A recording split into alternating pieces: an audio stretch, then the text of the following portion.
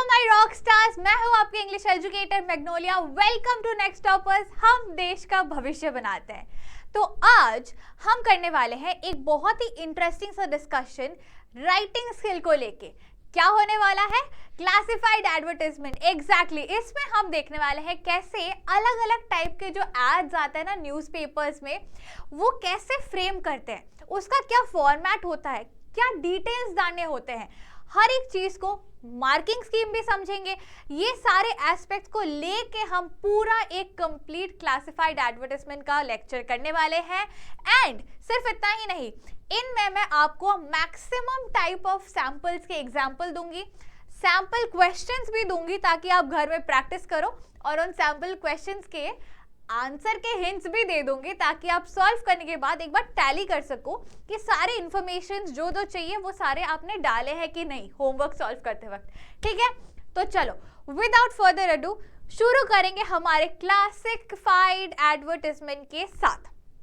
चलो गाइस, तो सबसे पहला जो इंपॉर्टेंट इंफॉर्मेशन होता है ना क्लासिफाइड एडवर्टाइजमेंट का, वो ये समझना होता है कि कितने टाइप्स के एडवर्टाइजमेंट्स आते हैं।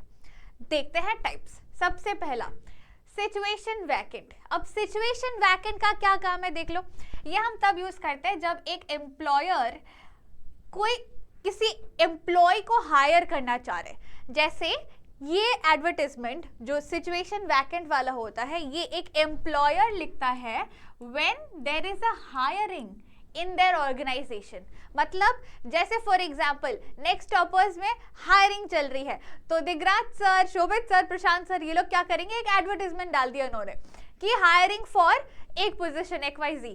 क्या क्या, या तो सोच लो टीचर हायर कर रहे हैं, या वीडियोग्राफर हायर कर रहे हैं, या एडिटर हायर कर रहे हैं, व्हाटएवर। ठीक है, तो जब एक एम्प्लॉयर मतलब मालिक एम्प्लॉय को हायर करना चाह रहे हैं, दैट टाइम सिचुएशन वैकेंट का एडवर्टाइजमेंट बनता है। ठीक है, नेक्स्ट क्या है? Next situation wanted. ये एडवर्टाइजमेंट कब लिखा जाता है? जब it is written by those people जो जॉब ढूंढ रहे हैं, जॉब सीकर्स जिसे हम कह सकते हैं। जैसे जो भी इंडिविजुअल है वो एलिजिबल है एक जॉब करने के लिए, क्वालिफाइड है, तो वो अपना एडवर्टाइजमेंट डाल सकते हैं कि मैं एक बहुत ही अच्छा लड़का हूँ या लड़की हूँ, मैं ये क्वालिफाइड हूँ, मुझ में ये टैलेंट्स है, कैपेबिलिटी, स्किल्स है, तो कृपया करके मुझे अपने जॉब में ले लो। तो वैसे when a job seeker is looking for employment opportunities, मुझे जॉब चाहिए इसलिए मैं ऐड डाल रहा हूँ या डाल रही हूँ कि ये मेरी क्वालिफिकेशन है, ये मेरा इन्फॉर्मेशन है, मुझे ले लो जॉब पे। हो गया। थर्ड वाले पे आते हैं, फॉर सेल। ये तो बहुत ईजी है, देख के समझ आ जाता है। This type of advertisement is use जब आप कुछ बेचना चाह रहे हो। Written to sell property, assets, office goods and other item.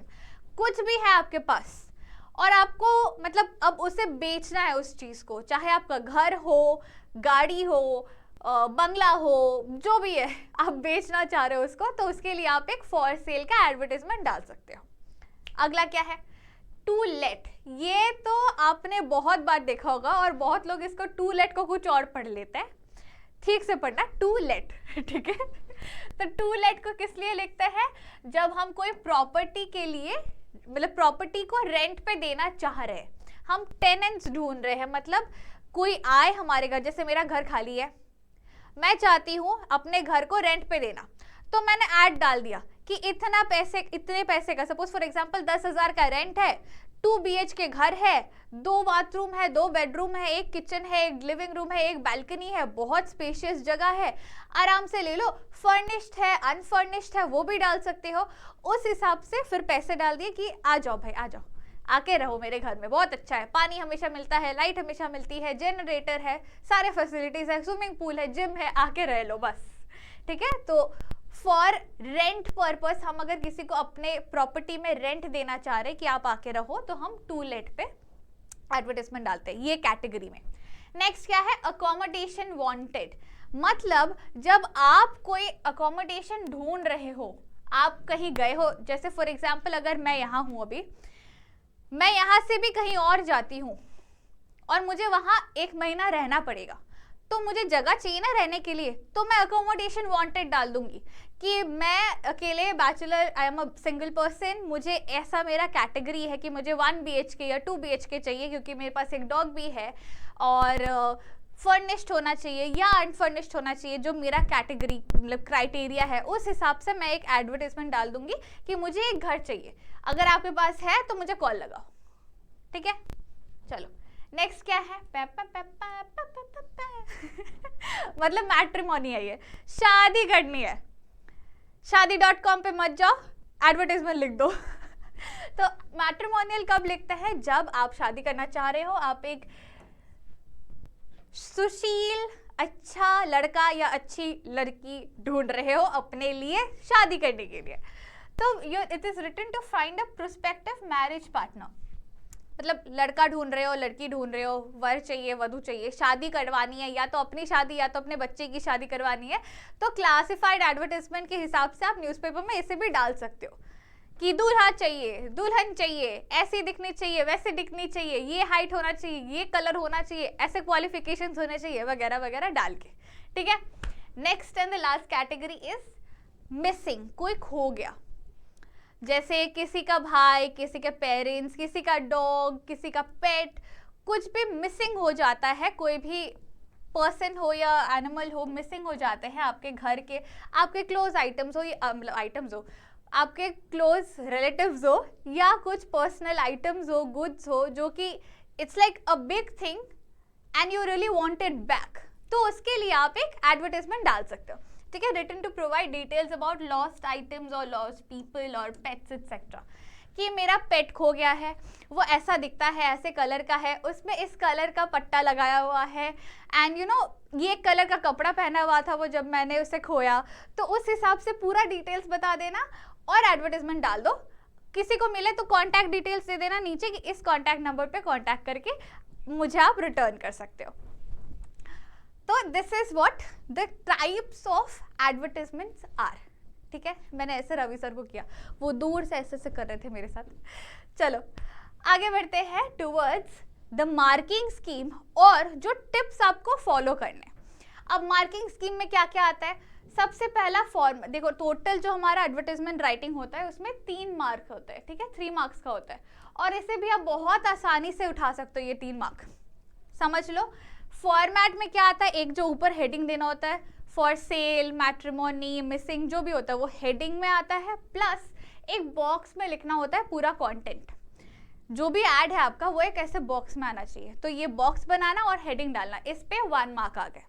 Next content पे 1 मार्क आता है कि जो क्वेश्चन है, अगर फॉर सेल आपको एडवर्टाइजमेंट लिखना है, उसके जगह आपने टू लेट डाल दिया तो कंटेंट गलत, मतलब पूरा ही अलग हो गया ना कंटेंट।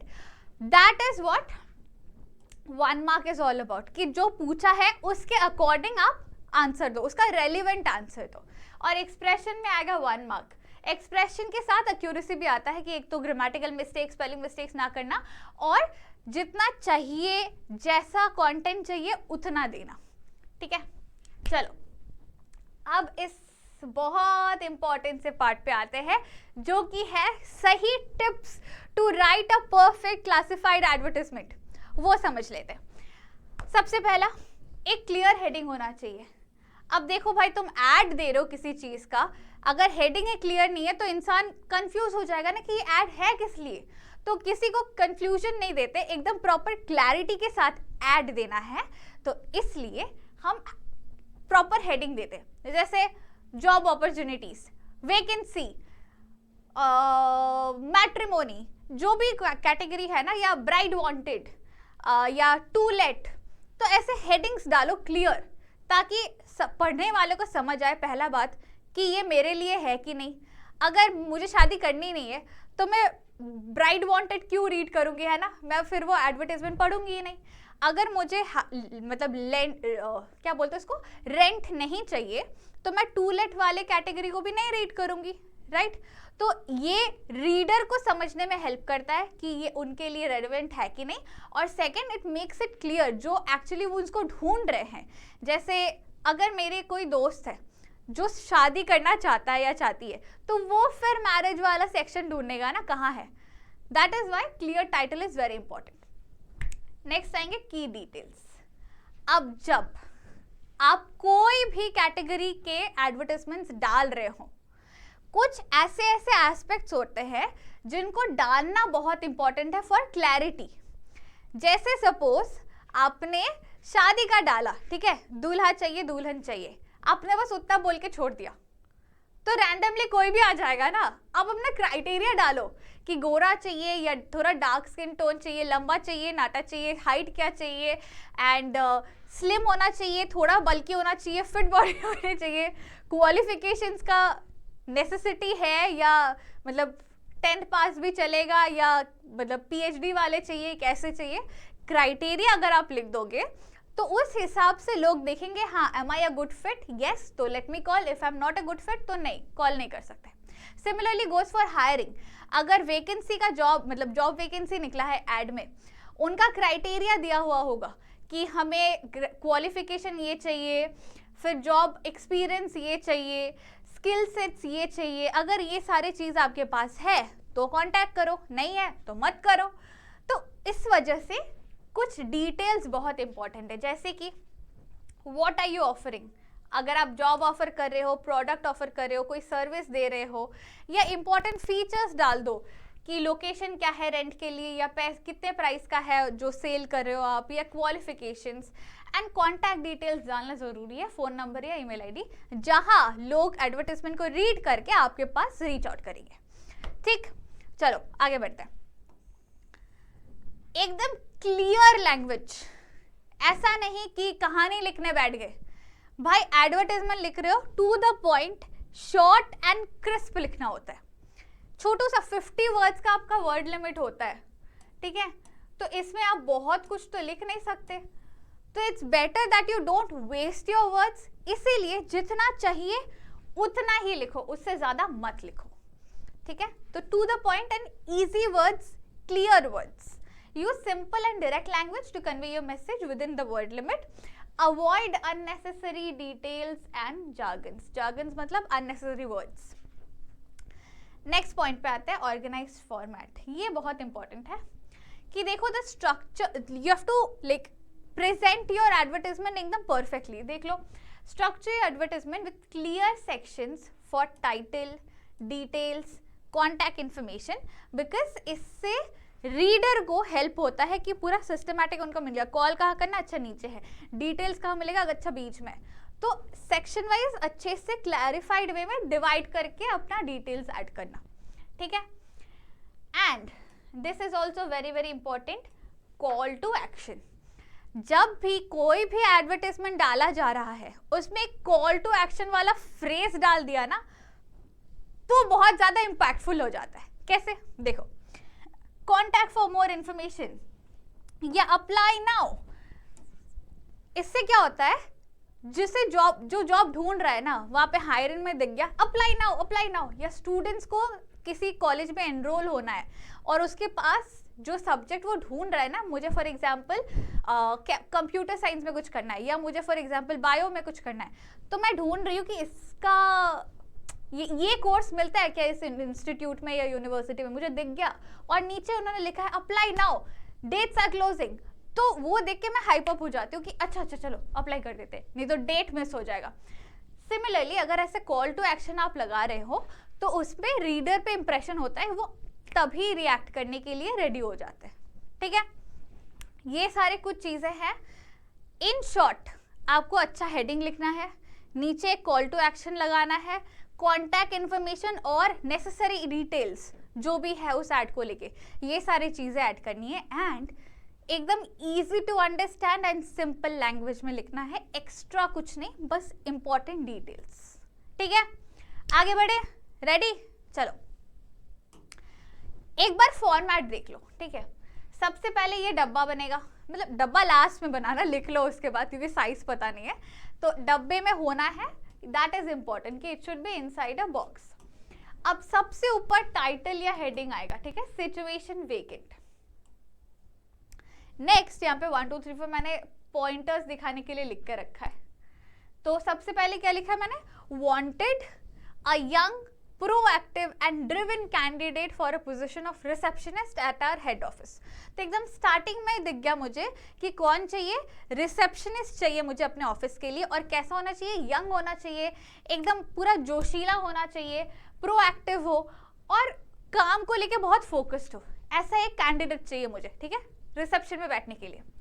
कैंडिडेट मस्ट नो, देखो क्राइटेरिया डाल दिया, must know how to use a computer, should be well versed with MS office. तो क्राइटेरिया डाल दिया, एक उसे कंप्यूटर अच्छे से चलाना आना चाहिए, दूसरा MS ऑफिस का यूसेज आना चाहिए. क्राइटेरिया आ गए. नेक्स्ट, मिनिमम टाइपिंग स्पीड भी है कि 100 वर्ड्स पर मिनट का टाइपिंग स्पीड भी होना चाहिए, बहुत अच्छे से, मतलब कंप्यूटर टाइपिंग में बहुत एक्सपर्ट हो ऐसा. आगे क्या क्या है, आगे के डिटेल्स भी तो जरूरी है ना, नहीं तो इंसान क्यों अप्लाई करे. सैलरी क्या है, क्वालिफिकेशन क्या चाहिए, वो सब भी तो जानना है. तो सैलरी इज नेगोशिएबल, बताया नहीं है कितना देंगे, नेगोशिएबल बोल दिया है. And preference will be given to 12th pass candidate, qualification आ गया, with basic English speaking skills.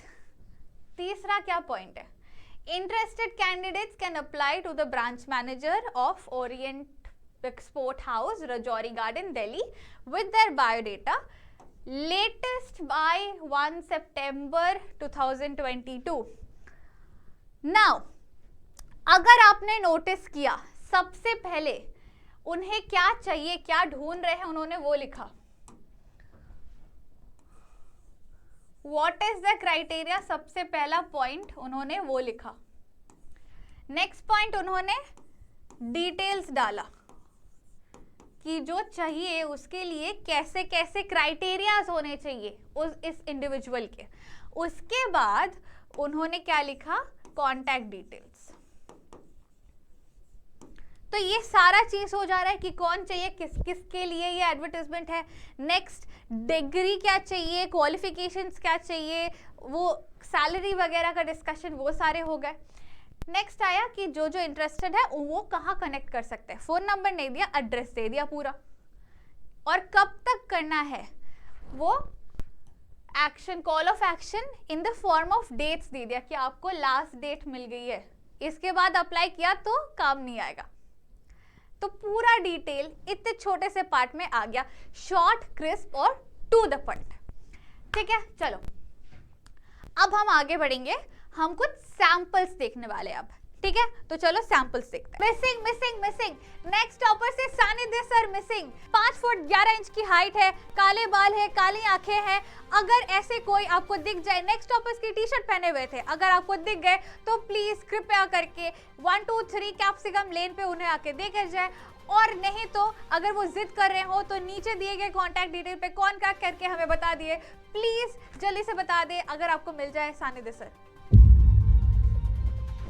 दूल्हा चाहिए, थोड़ा लंबा हो, 5 फुट 7 इंच से लेके 6 फुट के हाइट का हो, थोड़ा टॉल डार्क हैंडसम वाला कैटेगरी हो, मतलब एकदम सांवला नहीं, थोड़ा ठीक ठाक रंग हो, और क्वालिफिकेशंस थोड़ी होनी चाहिए. देखो मैं मास्टर होल्डर हूँ, मास्टर्स है मेरे, तो आपका भी अगर मास्टर्स डिग्री है तो बहुत अच्छा, उससे ज़्यादा है तो क्या ही बताए. और थोड़े रोमांटिक टाइप्स हो तो बेटर होगा, मैं थोड़ी बॉलीवुड लवर हूँ.